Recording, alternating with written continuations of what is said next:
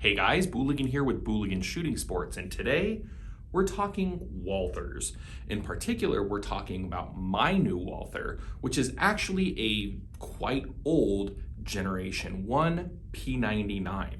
The Walther P99 was originally designed for law enforcement use, particularly in Europe. And the final product did see use with German police, as well as a lot of other agencies and things like that worldwide. These were actually pretty well accepted handguns at the time.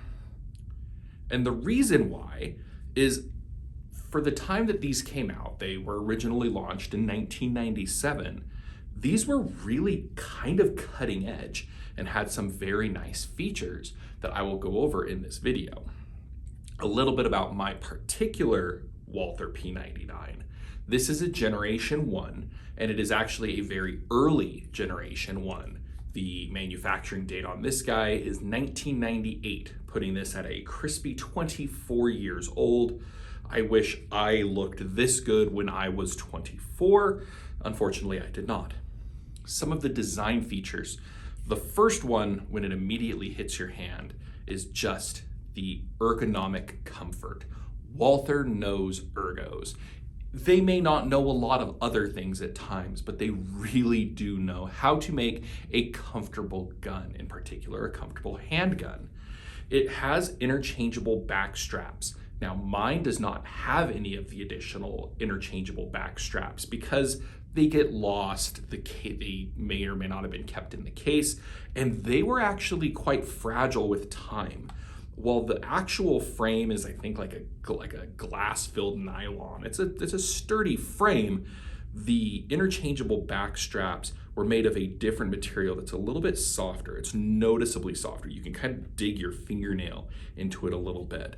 And it's common to find these early ones with either like crumbling or otherwise broken back straps. And you can get new old stock back straps for these in the different sizes, but this one actually fits my hand very well. I have no idea what size it is, but it fits my hand very well and works for me. But I may get some additional ones just to kind of complete the set. Your stippling are kind of these little zits, these little bumps over everything. And up front, you have some segmented lines with some mild finger grooves. It fits really well. Now, I have giant hands, big old bear claws here, and it fits my hand very well. You have a nice dedicated thumb rest, and these are all mirrored on either side. This is a pretty fully ambidextrous gun, with the exception of the slide release on the Generation 1. So the grip fits well. It's got this really aggressive curve in the back that just hugs your hand, keeps you from getting any slide bite. Just great. I love it. I love the ergonomics on this gun. I cannot stress that enough. Up front, you have the ski jump trigger guard. This is something that you see on the Generation 1 models. They got rid of that in the later models. So you'll notice on later models, this little guy right here is flat. It doesn't have that curve in there. We will go ahead, we'll drop the magazine using the paddles. This doesn't use a button, and that again is something that they changed in other models. It has ambidextrous levers. So they're here located on either side. They're short on this Generation 1 model, and you just push them down and it drops the magazine. It's really easy to do with your thumb. It's really easy to do with your index finger on the other side. It's fully ambidextrous. It works either side. I don't know why more people don't like lever activated magazine releases, but here we are. One of the interesting ways is how this gun actually functions and how it fires. So we're going to confirm that we have an empty chamber. So now, were there to be a round in the chamber, you would have several indicators that you have a gun that is cocked, loaded, and ready to shoot. As far as the striker indicator goes, at the rear, you've got this little protrusion here, which can be felt. You can feel very clearly, okay, I now have the striker is now in firing position. And you can see it clearly with this nice little painted dot. Were this to be loaded, there would be a loaded chamber indicator as part of the extractor. When a round is in the chamber, it pushes the extractor slightly, which then, hard to get on video here, you have a little red line there visible, and you can feel that as well. You can run your finger down and feel, okay, that's a little bit more pressed in than normal. I can now tell both visually and tactily that I have a loaded gun. The trigger pull is long because there are no mechanical safeties on this, but there is a very cool feature that we will get to next. But the trigger pull, light and long until you hit kind of this staging point. Then you start to have a little bit more take-up weight. So it's almost like a two-stage trigger. One thing that's interesting, when you let go of the trigger, that initial take-up is gone. So now you just have the short take-up, you have a very well-defined wall, and a smooth break. The trigger pull on these is about like 4.5 pounds, I believe, and it's quite comfortable. I'm keeping the trigger pulled so that I can show you the reset. So you have shot the gun, the slide has reciprocated. That's your reset. It is super short, it is super audible, you hear it click and you feel it. You have a very good tactile reset. So you can really easily ride the reset in this gun to get quick shots on target. One of the cool features of this gun, so you chamber around, but you don't necessarily want to carry it with that relatively light trigger pull. Well, you just utilize the decocker. So up top here is this button on the slide, and when you press it, it decocks the striker, returns it to a resting position. You'll notice the trigger is still forward. So now, when you do that trigger pull for that first shot, it's long and heavy. That same length that before was unweighted because you weren't pulling the striker back is now heavy. And it's harder to find that wall when you are in straight double action mode. This is realistically a true double action, single action setup. So say we did that, we just pulled the trigger and we had a failure to fire. Normally, if you were utilizing something like a Glock, you would then need to, regardless, you would need to recycle this slide in order to reset the striker. With this, you can just pull the trigger again. You can keep pulling that long, heavy trigger pull in double action mode in order to, maybe you have a kind of finicky primer, you've got a primer that's a little harder than most, or for whatever reason isn't firing on that first pull. You can just keep pulling and try to get it before doing a standard failure drill. Another interesting thing that you can do, you can actually recock that striker. So we have gone ahead, we have charged the gun, the striker is ready, we decock it. You can pull it back just a little bit. And now you've reset the striker, and you still now have that short trigger pull and that light trigger break at the end. It's nice. The trigger on this is very, very nice. For a polymer frame striker fired handgun from the late 1990s, the trigger pull on this is intuitive. It's very easy to learn. It's got a very consistent break, and it lends itself to very precise shooting if you do your part as a shooter. Where this sort of falls short is with adding things like modern accessories. You'll notice you have two little slots up here in the front. This is an accessory rail for accessories that kind of don't exist anymore. There were options for flashlights and lasers, but nothing particularly modern. And in later versions of this gun and the other guns that are based on this firing system, they've gone with a standard Picatinny rail up front. One of the reasons I got this was so that I could design a Picatinny rail accessory mount up front. So that's something that you will be able to see in the future. Where I said that this gun is ambidextrous, for the most part that is correct. You can access that decocker from both sides. You can access the magazine release levers from both sides. The slide release, however, is only located on the left side on this Generation 1 model. In other models, they had them availability for both sides. Disassembly is an absolute breeze. You just pull down that little guy there, and the slide comes right off, giving you access to clean the internals, giving you a look at the internal system of the frame. We're not going to dig too much into this because that's not really what I do here on this part of the channel. But very, very easy disassembly, very easy reassembly. It's just the quality of life on this gun is very, very good. As I said, this is an early model. It was imported through Interarms, and it does have a small Interarms mark there. And these were available in a couple of calibers. Most predominantly, you would see these in 9mm and in 40. And this one in particular is in 40 Smith & Wesson.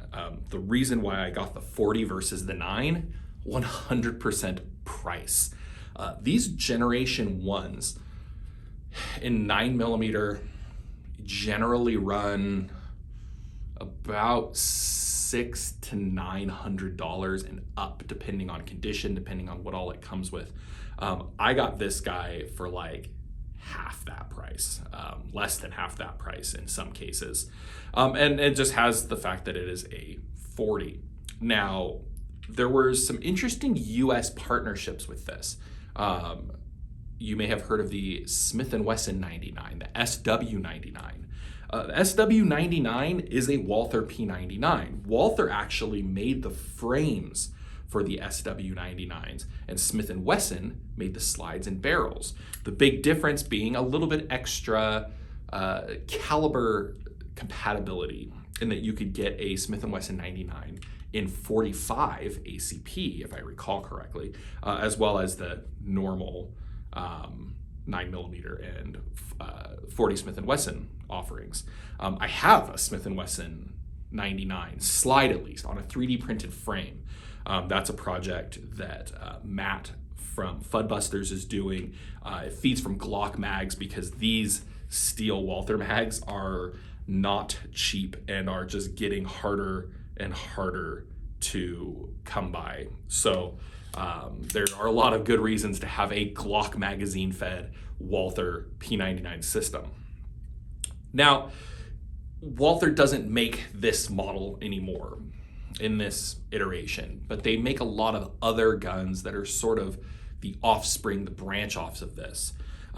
But the most likely way that you are going to come into a P99 firing system is through Canik. I don't know how to pronounce it. I'm not Turkish.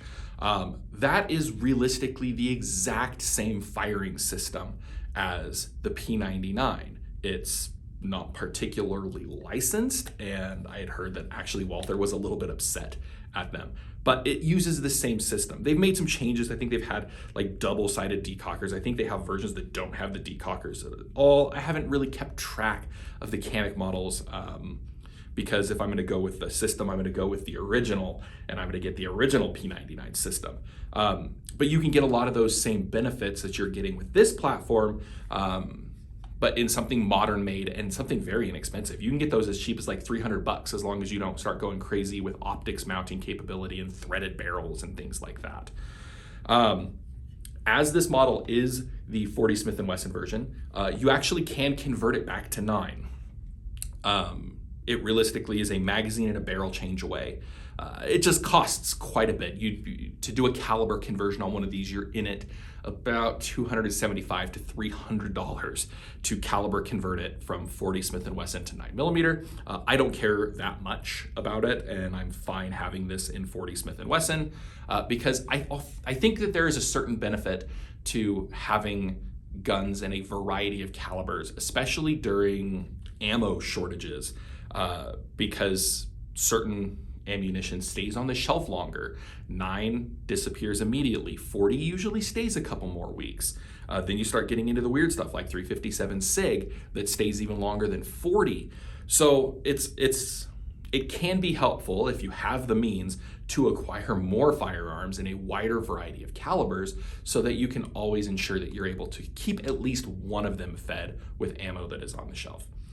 It's impossible to talk about the P99 without talking about its connections to movies and television, with the obvious, most prominent role being James Bond, from, I believe, Tomorrow Never Dies through Casino Royale. So the Walther P99 was used by two separate Bonds, by Pierce Brosnan and by Daniel Craig. And it's a good fit. It's a good fit for James Bond. And that is realistically one of the reasons why I love the P99 design. My first introductions to it were through video games and movies, in particular, the Bond movies. That's where I really first saw the P99. And then I first got my hands on a P99 analog in airsoft form. I had a P99 Springer that had a suppressor, and I would do my little LARPing as 007. But then I actually got a better gas blowback version, and for a while I was actually playing airsoft many years ago, I used that P99 as my sidearm. It was super reliable, it was consistent, it had a great hop-up. I believe it was a Maruzen model. That's how I got used to the paddle style magazine release. So that stuff kind of came second nature to me. The grip angle on it is kind of perfect for me to just bring up, and I'm right on target. It's got these 3-dot sights. The rear is adjustable, which is something you rarely see on a kind of service type handgun like this. But I love the design. I love the way it fits in the hand. I love the aesthetics of it. I love the history of it. I think it's a very cool platform. And when I was able to come across this particular one on Gunbroker for a price that I considered to be very fair, and in fact I was the only one bidding on it, probably because it was in 40 Smith & Wesson and not in 9mm, which is more desirable, I won the auction for a very fair price. And now it is a lovely piece in my collection, and I will get some range footage of it just to show kind of how that Walther performance actually is at the range. We'll do some speed drills on it to see, how that really nice trigger reset works and how it helps you with more fast precision shooting. And yeah, lovely gun. Very glad to have it in my collection. And very glad to show you a little bit about it, the way that it operates, and its history. So as always, thanks for watching.